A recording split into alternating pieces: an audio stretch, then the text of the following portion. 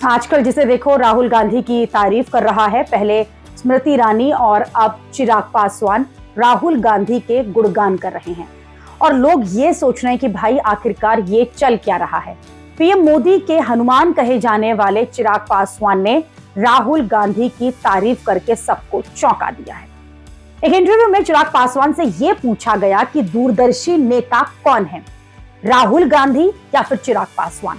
इस सवाल पर केंद्रीय मंत्री चिराग पासवान ने कहा कि मैं बिना किसी पक्षपात के बोलना चाहता हूं कि राहुल गांधी जो हैं वो एक विजनरी नेता हैं।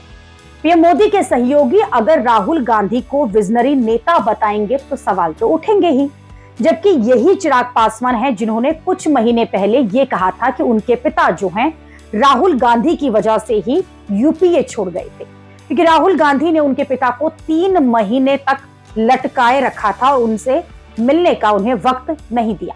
यानी कुछ महीने पहले तक चिराग पासवान राहुल गांधी को कोस रहे थे, अब उन्हें विजनरी नेता कह रहे हैं। चिराग पासवान के जो सुर हैं वो अचानक नहीं बदले। एक हफ्ते पहले उन्होंने राहुल गांधी और अखिलेश यादव के सुर में सुर मिलाते हुए जाति जनगणना जो है उसका भी समर्थन किया था। इसके अलावा लेटरल एंट्री और यूसीसी के मुद्दे पर भी उनका रुख जो है वो मोदी सरकार से अलग रहा है। इसलिए लोग पूछ रहे हैं कि चिराग पासवान के मन में क्या चल रहा है, क्या वो एनडीए से अलग होने वाले हैं। लेकिन इसी बीच बीजेपी ने चिराग पासवान के पेंच जो हैं वो टाइट कर दिए।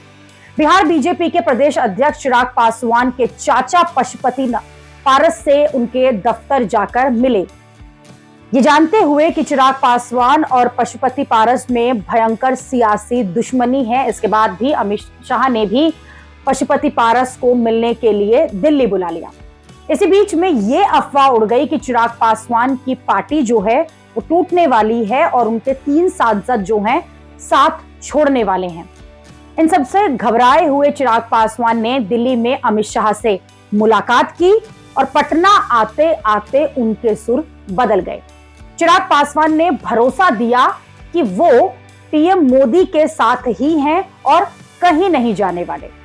बीजेपी ने चिराग पासवान की एक और दुखती रग पर हाथ रख दिया। बीजेपी से जुड़े एक व्यक्ति ने चिराग पासवान के खिलाफ सुप्रीम कोर्ट में याचिका लगा दी और ये याचिका जो है वो चिराग पासवान का करियर खत्म कर सकती है। इस अर्जी में आरोप लगाया गया है कि चिराग पासवान ने चुनावी हलफनामे में गलत जानकारी दी है, अपने ऊपर लगे रेप के आरोप की बात छिपाई है, पढ़ाई और संपत्ति की बात की गलत जानकारी दी है।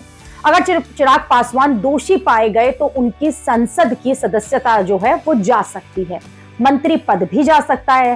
हालांकि बीजेपी कह रही है कि जिसने याचिका लगाई है वो बीजेपी नेता नहीं है।